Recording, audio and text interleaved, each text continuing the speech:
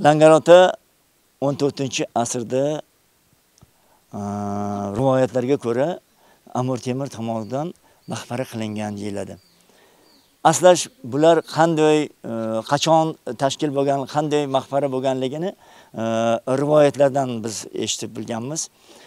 Faqat rivoyatlarda aytiladiki, Amir Temur Xitoyga, Chin mamlakatiga safar qilish paytida Xavosda, hozirgi Xavos avval o'tiror bo'lgan. Shu o'tirorda bir oy dam oladi.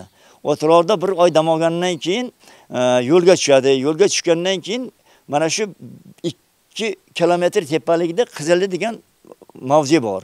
Qizili mavzeda yakkay yagona o'shada buloq suvi chiqadi. Buloq suvi chiqadi. Biron joyda bu territoriyada unaqangi buloq suvi yo'q. Shu yerga kelib bir kecha dam olishadi. Dam olib turib, ertalab turib otlarga minib haydasaki, otlar yurmaydi. Otlar yurmagandan keyin u Amir Temur ulamolar bilan birga bo'lgan. Ulamolar bilan birga bo'lgan. Buni ta'biri nima? Nima uchun bu otlar yurmay qoldi degan savolga keyin ulamo aytadiki, shu yerda yaqinda qandaydir bir ulug' joy bor. O'shanga otlar yurmayapti deydi. O'sha yerdan toki shu yergacha otlarni tushib yetalab kelishadi. Yetalab kelganlarda Ko'ktonli ota mana shogirdlari tepada ular hayot bo'ladi. Hayot bo'ladi. O'shalar keyin bularni nima qiladi? Qarshi oladi. Qarshi olgandan keyin Amir Temur shunda tarixini so'raylarki, bu kim, qanday deb. Endi tarixiy nimalarga, rivoyatlarga ko'ra Amir Temur shu yerdan toki Samarqandgacha soldatlar, askarlarini qo'yib turib, qo'lma-qo'l g'ish tashtirib qo'ygan deyiladi. Yana bir rivoyatlar borki, Amir Temur qachonki mana shu nimalarga chiqqan bo'lsa, yurishlarga chiqqan bo'lsa, doimo o'zlarini askarlari bilan g'ish olib olar ekan. To'rtan hisobi qayerda mana shunaqangi ulug' joylar bo'lsa, o'sha yerga qurilishlar anaqa qilib ketgan bo'lganda. Bu yerda endi asli Abdurahmon ota, Ibn Ibrohim ota, Ibn Ismoil ota asli o'zlari Sayramdan, Qozog'istonda Sayram rayonidan. Sayram rayonidan o'sha yerda tavallud bo'lganlar. Ilgari Mavarunahir To'ronda hamma bir joyda borib, bitta shayxda o'qiganlar, ta'lim olgan, tarbiya olganlar. Ularning shogirdlari mana Qirg'iziston, Tojikiston, O'zbekiston, Qozog'iston shu territoriyalarda shogirdlar juda ham ko'p bo'lgan.